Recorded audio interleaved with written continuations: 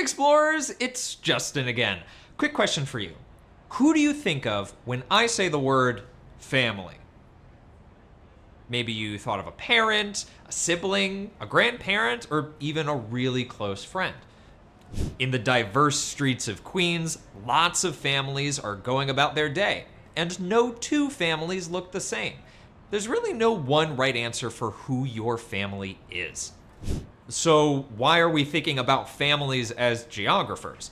Well, family structure and the gender roles that people take on in those families say a lot about a people's culture.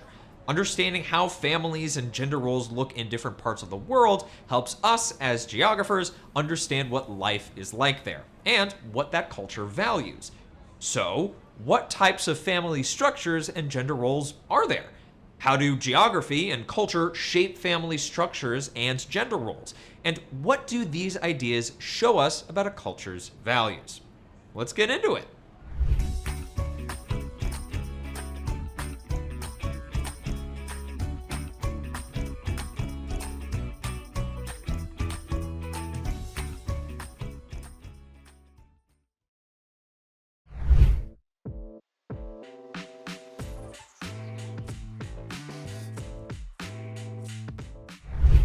What do you think family structure means? Make your own prediction in your notes.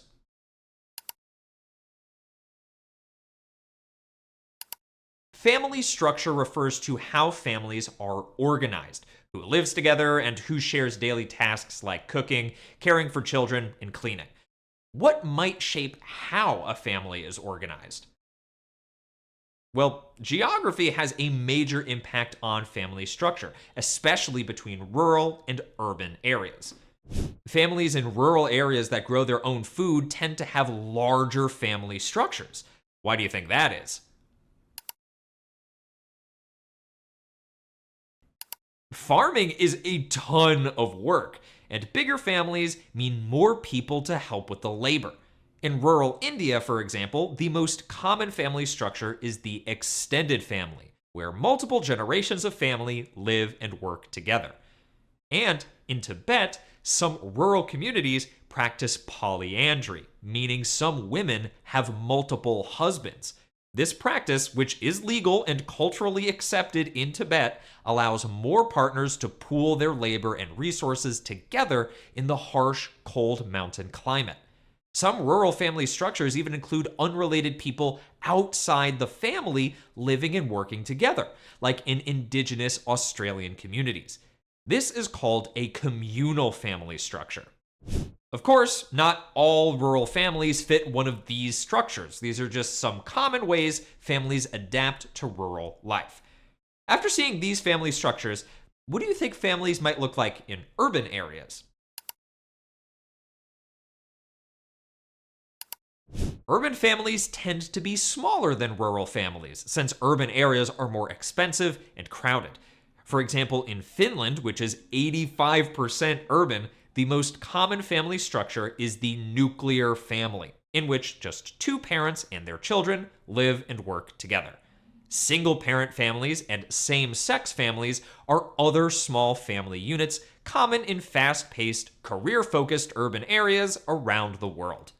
Cultural traditions can also impact family structures. In both rural and urban Senegal, some families are polygynous, meaning one man has multiple wives. This is because polygyny is a traditional indigenous family structure practiced by Senegalese ethnic groups like the Wolof and the Serer. Senegal is also a Muslim country, and polygyny is allowed by Islamic law under certain conditions. Not all Muslims follow this tradition, but in Senegal, this religious belief reinforces the indigenous polygynous tradition. So, family structures shape who live together and support each other. But how do families decide what roles and responsibilities people take on within these structures?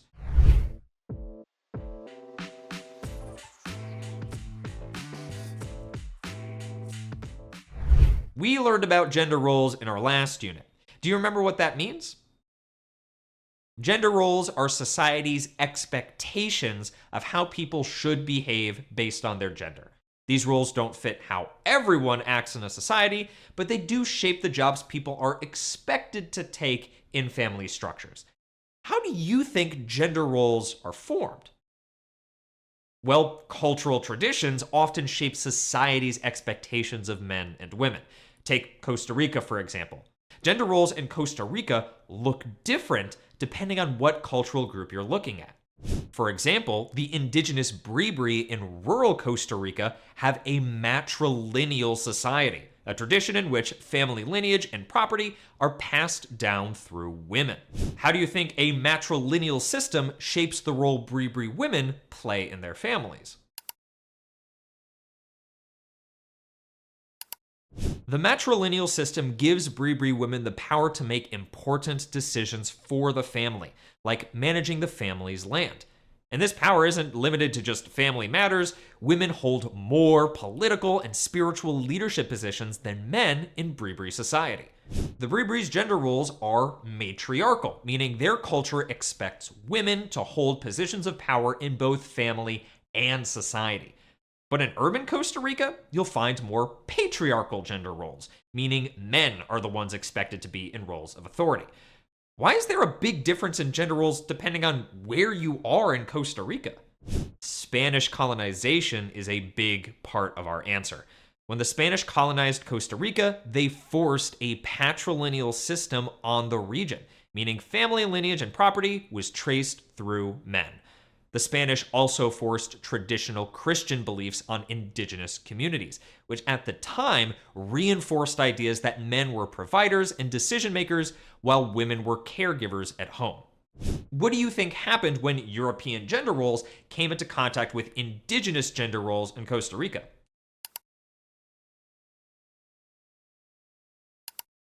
Colonization caused cultural diffusion of Spain's patriarchal gender roles across Costa Rica, as well as cultural erosion of indigenous gender roles in matrilineal systems.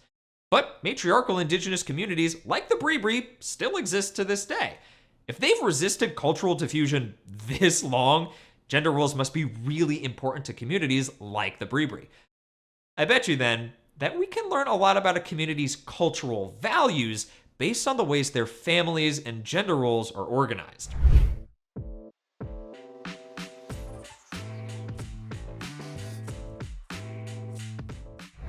Since families and gender roles shape everyday life, studying them reveals a lot about a culture's values. Consider family structure. In larger family units like the communal families of Indigenous Australians, everyday chores can be shared among more people. But in smaller family units, like Finland's nuclear families, daily tasks are divided among fewer people. What might differences in family size tell us about what cultures value? Communal families like those of Indigenous Australians make all their decisions together and share pretty much everything. Food, shelter, babysitting duties, no matter if they're related to each other or not. This interdependence and focus on caring for the whole family unit fosters collectivism, a cultural value that emphasizes the group over the individual. But in Finland's smaller family structure, young adults are more likely to leave home earlier and start their own family. This fosters individualism, or a cultural value that emphasizes independence and self-sufficiency.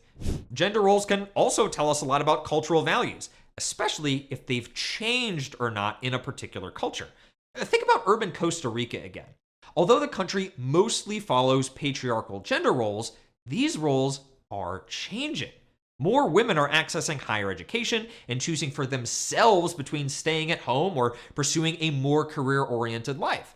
The Bribri, meanwhile, have worked together to maintain the same matrilineal tradition for generations. Which of these cultures might value individualism and which might value collectivism? Explain why in your notes.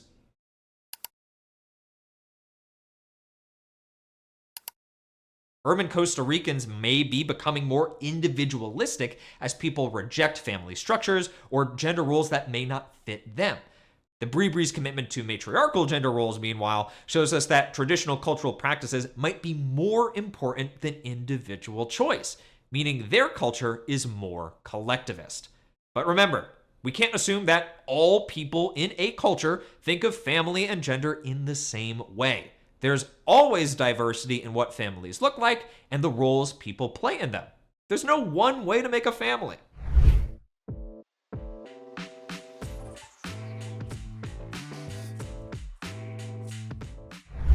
Thanks for joining me today, explorers. Learning about families and gender roles in different parts of the world helped me understand the many different types of families that I've been seeing in Queens. We saw how geography and culture shapes what a place's family and gender roles look like, and how that makes the place's cultural values more individualistic or collectivist. But not everyone fits into these expectations of family and gender. So, as cultural geographers, we need to learn how they're changing to accept all the ways that people choose to organize their families and perform gender roles. In our next lesson, we'll observe a cultural landscape in Queens to learn how cultures leave a unique mark on the land they're built on. See you next time! Hey!